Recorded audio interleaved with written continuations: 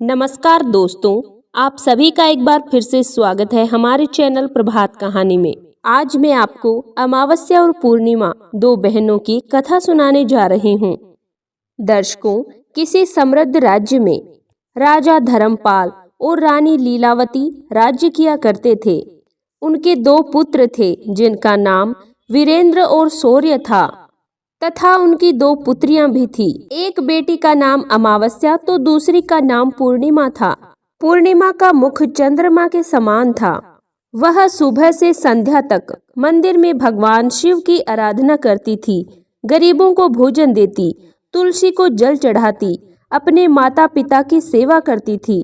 पूर्णिमा बहुत ही धार्मिक प्रवृत्ति की थी। वह हमेशा पूजा पाठ किया करती और गरीबों की सेवा किया करती, घर का सारा काम और सभी प्रकार का काम भी किया करती। लेकिन वहीं दूसरी ओर अमावस्या, जिसे राजसी ठाट बाट पसंद थे, वह दिन भर श्रृंगार करती, नौकरों पर चिल्लाती, पूजा को व्यर्थ का कर्म कहती। अमावस्या को पूजा पाठ में कोई रुचि नहीं थी। वह ना तो पूजा करती थी और ना ही कोई काम करती थी। लेकिन दोनों बहनें एक दूसरे से बहुत प्यार करती थी, क्योंकि पूर्णिमा का स्वभाव बहुत ही अच्छा था। हालांकि राजा रानी का व्यवहार पूर्णिमा के प्रति अच्छा नहीं था। वे अमावस्या और अपने दोनों पुत्रों को ज्यादा प्यार करते थे। धीरे धीरे समय बीतता गया और राजा रानी के बच्चे बड़े हो गए।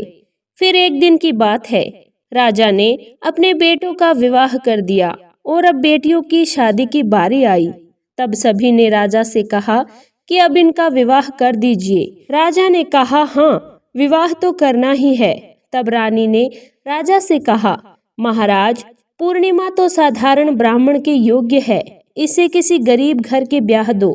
और हाँ, भूल से पूर्णिमा का विवाह किसी बड़े घर में मत करना, क्योंकि इसे तो भजन कीर्तन, पूजा पाठ और कहानियां सुनना पसंद है। अगर यह बड़े घर में गई तो यह सब नहीं कर पाएगी, इसलिए इसके शादी किसी गरीब घर में कर दीजिए।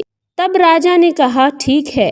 फिर से रानी ने कहा, महाराज, अमावस्या भी तो विवाह के योग्य हो गई है। अमावस्या तो एक राजकुमारी जैसी है, इसके लिए भी वर देखिए और दोनों का विवाह एक साथ कर दीजिए। तब राजा ने गांव के पास के राजा के बेटे के साथ अमावस्या का विवाह कर दिया और उसी गांव के एक गरीब किसान के बेटे के साथ पूर्णिमा का विवाह कर दिया। जब राजा ने रानी को ये बताया तो वह बहुत खुश हुई। मित्रों, अब राजा और रानी ने बिना किसी विचार के अपनी बेटियों के बीच पक्षपात किया। रानी के कहने अनुसार अमावस्या का विवाह धनवान राजकुमार से हुआ। उसे सोने चांदी की पालकी और नौकर चाकर दिए गए। वहीं दूसरी ओर बेचारी पूर्णिमा को एक किसान के घर भेज दिया गया। उसे केवल एक पुरानी साड़ी और एक तुलसी का पौधा दिया गया। तब रानी मन में सोचती हुई कहती है, अब देखते हैं कि पूर्णिमा गरीब किसान के घर कैसे रहती है। क्या वह वहां भी पूजा पाठ करती है? भगवान उसके क्या और कैसे मदद करते हैं। अब दोनों की विदाई हो जाती है। अमावस्या और पूर्णिमा अपने ससुराल में चली जाती है। अमावस्या तो अब किसी महारानी की तरह जीवन सुखपूर्वक और ऐशो आराम के साथ गुजार रही थी। वहीं पूर्णिमा भी अपने भाग्य और भगवान के भरोसे खुशहाल जीवन व्यतीत कर रही थी। अमावस्या का पति, जो एक राजकुमार था, वह बड़ा ही घमंडी था, किंतु पूर्णिमा का पति शांत और सुशील स्वभाव का था। अब दोनों का समय इसी तरह से गुजर जाता है। और फिर एक दिन की बात है, अमावस्या ने अपने घर पर शिव चालीसा का आयोजन किया और इस आयोजन में उसने गांव की सारी महिलाओं को आमंत्रित किया। सारी अड़ोस पड़ोस की औरतों को बुलावा दिया, लेकिन अपनी बहन पूर्णिमा को उसने जानबूझकर नहीं बुलाया, क्योंकि उस गरीब बहन को अपने घर में बुलाना पसंद नहीं था। वहीं पूर्णिमा अपने दरवाजे पर बैठी थी तो गांव की औरतों ने कहा, अरे पूर्णिमा बहन, तुम्हारी बहन के घर शिव चालीसा का पाठ है, तुम नहीं जाओगी? तब पूर्णिमा ने कहा, मैं नहीं जा रही, क्योंकि मेरी बहन ने मुझे नहीं बुलाया है। गांव की औरतों ने कहा, नहीं बुलाया तो क्या हुआ, पूजा पाठ है, तुम चलो हमारे साथ। वैसे भी वह तो तुम्हारी बहन है, उसने सोचा होगा कि बहन तो आ ही जाएगी, उसे निमंत्रण की क्या आवश्यकता है। तब गांव की औरतों की बात मानकर पूर्णिमा शिव चालीसा में चली गई। जब अमावस्या ने पूर्णिमा को देखा तो वह गुस्से से बोली, अरे जब मैंने तुम्हें बुलाया ही नहीं तो तुम मेरे घर क्यों आ गई? अब जब आ ही गई हो तो चुपचाप एक जगह बैठी रहना, इधर उधर मत घूमना। तूने तो आज मेरी इज्जत की मिट्टी ही मिला दी। जरा देखो अपने आप को, कैसे वस्त्र पहने हैं। तुम जाओ और उधर कोने में बैठो। फिर उसने पूर्णिमा की गरीबी का बहुत मजाक उड़ाया। पूर्णिमा की आंखों से आंसू बहने लगे और वह भगवान शिव से प्रार्थना करने लगी, हे भगवान, आप मुझ पर कब कृपा करेंगे? आखिर मेरा कसूर ही क्या है? पूजा पाठ करना, गरीबों की सेवा करना, क्या यह काम गलत है? हे भगवान, अब मुझ पर कृपा करो। थोड़े ही समय के बाद इस तरह वह भगवान से विनती करती रही। शिव चालीसा पूरी हो गई और अमावस्या ने सबको प्रसाद दिया, लेकिन पूर्णिमा को प्रसाद नहीं दिया। अब निराश मन के साथ पूर्णिमा वहां से बिना प्रसाद के ही वापस अपने घर की ओर चली गई। मित्रों, रास्ते में वह सोचने लगी कि घर पर बच्चे प्रसाद मांगेंगे तो मैं क्या कहूँगी। फिर उसके मन में विचार आया, क्यों ना मैं अपने भाई भाभी से मिलने अपने मायके चली जाऊं। फिर वह चलते चलते अपने मायके की तरफ बढ़ने लगी। तभी उसे एक तुलसी का पेड़ दिखा। वहां एक चबूतरा बना था जिस पर एक बूढ़ी माँ बैठी थी। बूढ़ी माँ ने कहा, तुम कौन हो और कहाँ जा रही हो? क्या तुम मेरी एक मदद कर सकती हो? तब पूर्णिमा ने अपना परिचय दिया। फिर बूढ़ी माँ ने कहा, बेटी देखो, मेरा तुलसी का पौधा सूख रहा है, इसमें थोड़ा जल डाल दो, चबूतरे की सफाई कर दो तो थोड़ी ठंडक मिलेगी। अब पूर्णिमा ने तुलसी को जल डाला और बूढ़ी माँ को भी स्नान कराया, उनके चरण दबाए। फिर पूर्णिमा ने पूछा, माँ जी कोई और काम है क्या? तब प्रसन्न होकर बूढ़ी माँ ने कहा, नहीं बेटी, अब और कुछ नहीं, तुमने मेरी अच्छी सेवा की है, भगवान तुम्हारा भला करे। उन्होंने पूर्णिमा को खूब आशीर्वाद दिया और कहा, बेटी जब तुम अपने मायके से लौटो तो मुझसे मिलकर अवश्य जाना। पूर्णिमा ने कहा, ठीक है, और वह आगे बढ़ गई। फिर चलते चलते रास्ते में उसे एक शिव मंदिर मिला। वहां भी एक चबूतरा था जिस पर एक बूढ़े बाबा बैठे थे। वे कोई और नहीं, स्वयं भगवान शिव थे, लेकिन पूर्णिमा ने उन्हें पहचाना नहीं। और उस बूढ़े बाबा ने पूर्णिमा से कहा, बेटी तुम कौन हो? कृपया मेरी एक सहायता करो, तुम्हें बड़ा पुण्य मिलेगा। पूर्णिमा ने अपना नाम बताया। तब बाबा ने कहा, बेटी क्या तुम इस मंदिर की सफाई कर दोगी? यह बहुत गंदा हो गया है और मेरे नहाने के लिए 2 बाल्टी पानी भर देना तो तुम्हारा बहुत एहसान होगा। मेरा शरीर थक चुका है, इसलिए अब मैं कोई भी काम नहीं कर पा रहा हूँ। तब पूर्णिमा ने मंदिर की सफाई की, भगवान शिव की पूजा की और बाबा के लिए पानी भर दिया। वह फिर आगे बढ़ गई। फिर थोड़ा आगे चलने पर उसे काली माँ का मंदिर मिला। काली माँ भी एक बूढ़ी माँ के रूप में वहां बैठी थी। काली माँ ने कहा, बेटी तुम कौन हो?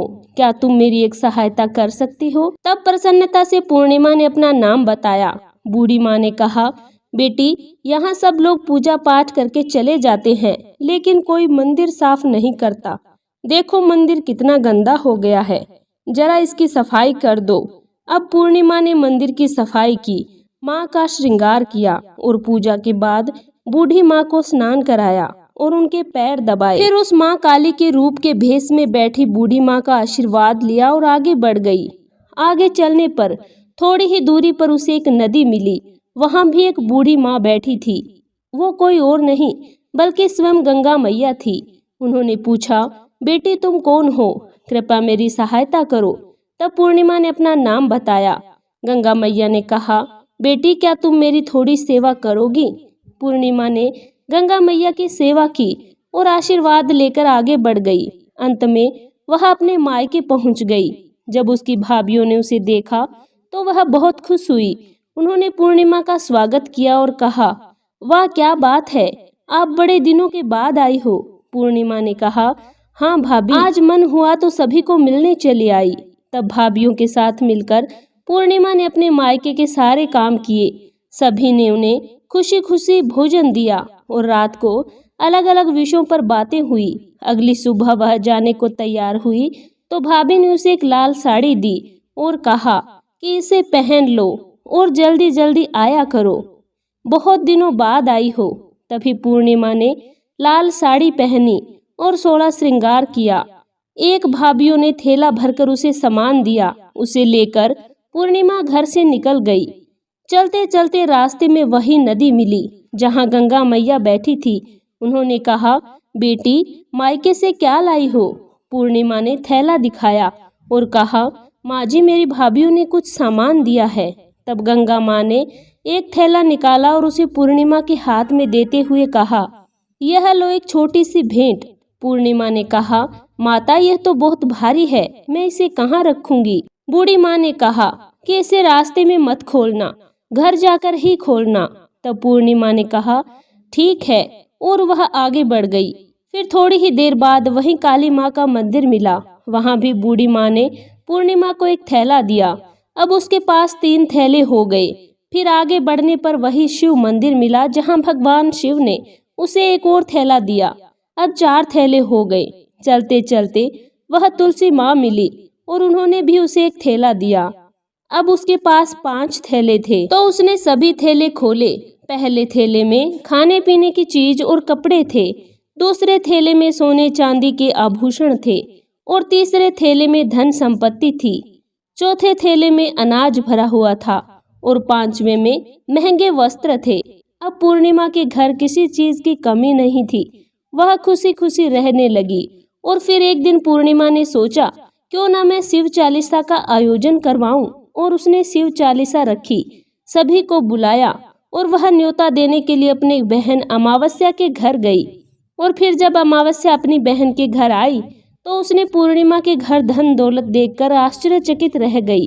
उसने पूछा, अरे बहन, अचानक से तुम्हारे घर में इतना धन दौलत कैसे आ गया? तब शांत स्वर और प्रसन्नता से पूर्णिमा ने कहा, देखो बहन, जिस दिन तुमने चालीसा रखी थी तो मुझे नहीं बुलाया, फिर भी मैं बिना बुलाए तुम्हारे घर आ गई, लेकिन तुमने मुझे प्रसाद नहीं दिया। फिर मैं मायके गई और वहां से यह सब लेकर आई। अमावस्या ने कहा, अच्छा तो ये बात है, अब मैं भी मायके जाऊंगी, तुम भी मुझे डांटना और प्रसाद भी मत देना। पूर्णिमा ने कहा, अरे बहन, ये तो भगवान का प्रसाद है, मैं तो सबको दूंगी। लेकिन अमावस्या ने प्रसाद नहीं लिया। अपने घर जाकर बच्चों से कहकर मायके चली गई। रास्ते रास्ते में वहीं तुलसी माता मिली। बूढ़ी माँ ने अमावस्या से कहा, बेटी, ये चबूतरा साफ कर दो और तुलसी में पानी डाल दो। तब क्रोध में आकर अमावस्या ने कहा, बुढ़िया, मैंने इतनी महंगी साड़ी पहन रखी है, ये गंदी हो जाएगी, मैं कुछ नहीं करूंगी। फिर आगे चलकर भगवान शिव और काली माँ और गंगा मैया भी मिली। सभी ने उसका अभद्र व्यवहार देखकर उससे सभी रुष्ट हो गए। अब जब वह मायके पहुंची तो भाभीयों ने उसे देखकर कहा, अरे महारानी, ये कहाँ से आ गई? इसे तो कुछ काम भी नहीं आता, आ जाती है अपना मुंह उठाकर मुफ्त में भोजन खाने के लिए, बिना बुलाए ही आती है, इसे तो कोई शर्म ही नहीं है। और तभी रात्रि में अमावस्या खाना खाकर सो गई। सुबह होने पर वह बोली, भाभी, मैं जा रही हूँ। भाभी ने कहा, ठीक है, जाओ। तब अमावस्या ने कहा, भाभी, पूर्णिमा को तो आपने थैला दिया, लेकिन मुझे कुछ नहीं दिया। भाभी ने कहा, तुम्हारे घर थैला पहुंच जाएगा। तब अमावस्या अपने घर को चल पड़ी। रास्ते में गंगा मैया, काली माँ, भगवान शिव और तुलसी माँ ने सभी ने उसे थैले दिए। लेकिन जब वह घर पहुंची, थैले खोले तो एक में मिट्टी, दूसरे में पत्थर, तीसरे में सांप और बिच्छू निकले। अमावस्या ने अपना सिर पीटा और कहा, हे भगवान, मुझे मायके से भी कुछ नहीं मिला और यहाँ भी कुछ नहीं मिला। फिर वह दौड़कर पूर्णिमा के पास गई और बोली, तुझे इतना सब कुछ मिला और मुझे कुछ भी नहीं। पूर्णिमा ने कहा, मैं मायके जाती हूँ तो भाभीयों का काम करती हूँ, तुमने तो कभी भाभीयों की मदद की नहीं। तुमने गंगा मैया, शिव जी, काली माँ और तुलसी माँ सभी को ठुकरा दिया, इसलिए भगवान ने तुम्हें कुछ नहीं दिया और उनका अपमान किया। तब अमावस्या ने कहा, बहन, मुझे माफ कर दो, मैंने सदा ही तुम पर अत्याचार किया, अब मैं भक्ति करूंगी। तब पूर्णिमा ने कहा, बहन, 3 सूत्र याद रखना, सदैव दूसरों पर दया करना, हमेशा प्रतिदिन चालीसा पढ़ना। तीसरी बात, 108 बार ओम नमः शिवाय का जाप करना, अब इससे तुम्हारे सारे दुख दूर हो जाएंगे। अरे बहन, भगवान ने जो 3 सूत्र दिए हैं उन्हें प्रसाद के रूप में स्वीकार कर लेना और अपने हृदय में बसा लेना। मैंने सच्चे मन से भगवान की पूजा की, सबकी मदद की, इसलिए भगवान मेरे साथ है। अब अमावस्या अपने घर गई और पूजा पाठ करने लगी। भगवान शिव से माफी मांगने लगी और धीरे धीरे उसकी भी परिस्थिति बदलने लगी। तो मित्रों, जय हो भगवान शिव की। अगर आपको यह कथा पसंद आई हो तो वीडियो को लाइक और चैनल को सब्सक्राइब करें।